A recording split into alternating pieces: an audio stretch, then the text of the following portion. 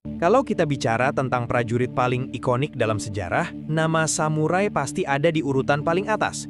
Gambaran di kepala kita langsung jelas, seorang kesatria dengan zirah megah, membawa dua pedang katana yang tajam, dan hidup dengan kode kehormatan yang tak tergoyahkan. Image ini begitu kuat, baik di film, game, maupun buku-buku sejarah. Tapi, bagaimana kalau saya bilang, di balik semua citra keren dan terhormat itu, ada sebuah kenyataan yang jauh lebih kelam. Bagaimana jika menjadi seorang samurai itu sebenarnya sangat menyedihkan?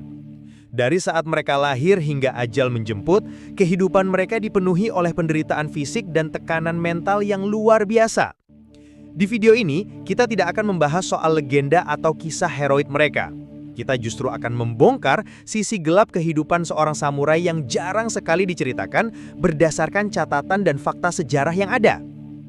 Untuk memahami kenapa hidup seorang samurai itu berat, kita harus mulai dari titik paling awal, kelahiran mereka. Menjadi samurai itu bukanlah sebuah pilihan karir. Itu adalah takdir yang sudah ditentukan sejak mereka pertama kali membuka mata. Faktanya cukup ekstrim. Ketika seorang anak laki-laki lahir di keluarga samurai, ia akan langsung diberikan sebilah pedang kecil sebagai simbol jalan hidupnya. Tidak ada pilihan lain. Masa kecilnya pun sama sekali tidak normal. Saat anak-anak lain bermain, di usia 3 tahun, ia sudah harus memulai latihan anggar dasar menggunakan pedang kayu. Latihan ini bukan sekedar ekstrakurikuler. Ini adalah proses pembentukan identitas yang brutal. Tujuannya bukan hanya untuk membuat mereka jago bertarung, tetapi untuk membuat mereka kebal dan mati rasa terhadap kekerasan, rasa sakit, dan kematian. Mereka sengaja didorong ke situasi berbahaya sejak usia dini. Bahkan tidak jarang dikirim ke medan perang saat masih remaja. Ini adalah cara sistem feodal memastikan mereka menjadi prajurit yang efektif tanpa keraguan. Puncaknya terjadi antara usia 13 hingga 16 tahun, dalam sebuah upacara yang disebut Genpuku. Disinilah masa kecil mereka secara resmi berakhir. Mereka akan mendapatkan nama dewasa dan senjata asli pertama mereka, katana dan wakizashi. Genpuku adalah gerbang satu arah yang menandai dimulainya kehidupan penuh tanggung jawab dan penderitaan sebagai seorang samurai seutuhnya. Tidak ada jalan untuk kembali. Setelah dewasa, Kenji tidak lagi hidup untuk dirinya sendiri. Seluruh hidupnya kini diatur oleh sebuah kode etik tak tertulis yang sangat ketat, Bushido. Ini bukan sekedar panduan moral, tapi penjara tak terlihat yang mengontrol setiap tindakan, pikiran, dan bahkan emosinya. Ada banyak aturan dalam Bushido, tapi ada dua yang paling memberatkan dan membuat hidup Kenji jadi sangat menyedihkan. Yang pertama adalah loyalitas buta atau Chugo.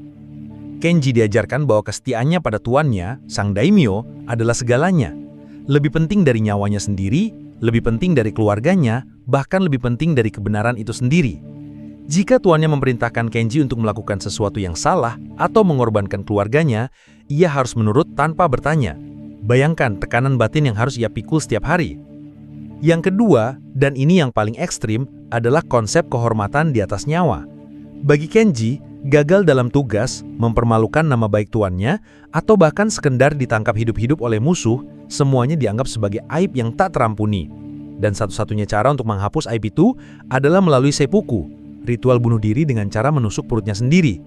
Ini bukan pilihan, tapi kewajiban. Kenji hidup setiap hari di bawah bayang-bayang kematian yang terhormat. Sedikit saja kesalahan bisa berarti ia harus mengakhiri hidupnya dengan cara yang sangat menyakitkan hanya untuk menjaga kehormatan. Ini adalah tekanan psikologis yang konstan dan tak terbayangkan.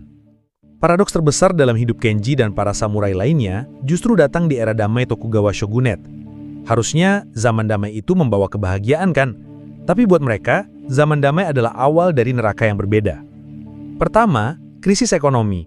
Kenji dan keluarganya dibayar bukan pakai uang, tapi pakai beras yang disebut koku. Masalahnya di zaman damai ini, ekonomi Jepang mulai bergeser ke perdagangan uang di kota-kota besar.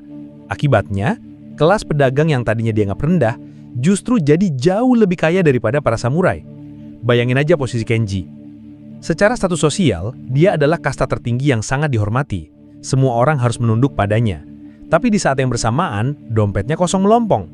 Dia mungkin harus berhutang pada pedagang yang harus menunduk padanya di jalan. Itu adalah penghinaan diam-diam yang sangat menyakitkan.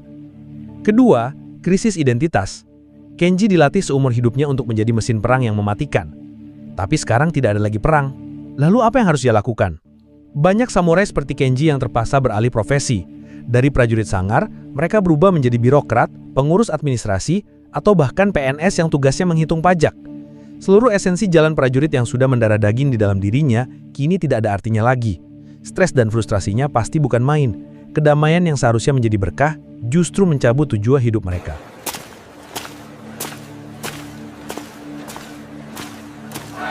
Bagi samurai seperti Kenji, nasib buruk tidak hanya berhenti di krisis ekonomi dan identitas. Ada satu lagi nasib yang jauh lebih tragis yang selalu menghantui mereka, menjadi seorang Ronin. Apa itu Ronin? Sederhananya, Ronin adalah samurai yang tidak lagi memiliki tuan. Ini bisa terjadi karena beberapa alasan. Tuan mereka wafat, klan mereka kalah dalam perang dan dibubarkan, atau mereka dipecat karena melakukan kesalahan. Bagi Kenji, kehilangan tuan berarti kehilangan segalanya. Gaji beras yang menopang hidup keluarganya langsung berhenti.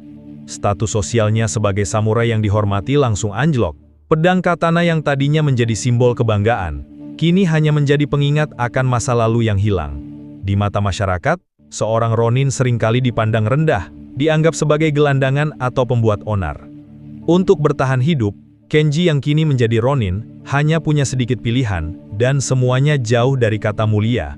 Dia bisa mencoba menjadi tentara bayaran, menjual keahlian pedangnya kepada siapapun yang mau membayar, atau menjadi pengawal bagi pedagang kaya, orang yang dulu secara status berada jauh di bawahnya. Pilihan yang lebih buruk adalah jika ia tidak bisa menemukan pekerjaan yang halal. Banyak Ronin yang terpaksa menjadi preman, penjahat, atau bandit, hanya untuk bisa memberi makan keluarga mereka. Jalan hidup seorang prajurit yang terhormat, kini berakhir di jalanan yang gelap. Ini adalah kejatuhan paling dalam bagi seorang samurai.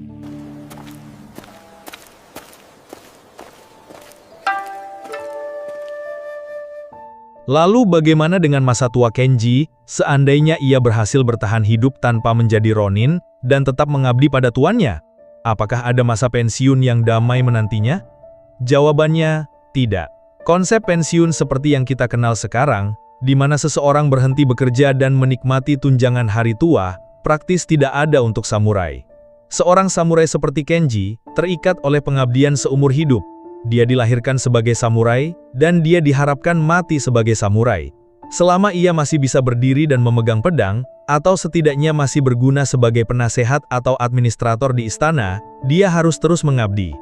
Tapi apa yang terjadi jika Kenji sudah terlalu tua, pikun, atau sakit-sakitan sehingga tidak bisa lagi menjalankan tugasnya? Disinilah pilihan terakhir yang paling tragis muncul. Daripada hidup sebagai beban bagi keluarga dan tuannya, sebuah aib yang dianggap lebih buruk dari kematian, banyak samurai tua yang memilih jalan keluar yang dianggap terhormat. Ya, itu lagi. Seppuku. Mereka akan mengakhiri hidup mereka sendiri secara ritual, untuk menjaga kehormatan terakhir mereka sebagai seorang prajurit yang tidak pernah menjadi beban. Jadi, bahkan di penghujung hidupnya pun, Kenji tidak bisa menemukan kedamaian. Dia dihadapkan pada pilihan antara hidup dalam aib sebagai orang tua yang tidak berguna, atau mati dengan cara yang menyakitkan demi menjaga sebuah nama baik.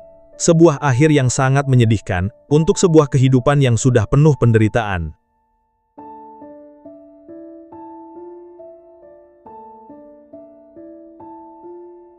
Jadi, kenapa hidup sebagai seorang samurai seperti Kenji itu sebenarnya sangat menyedihkan?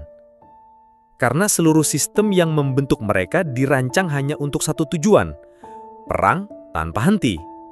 Mereka ditempa sejak lahir bukan untuk hidup, tetapi untuk bertarung dan mati.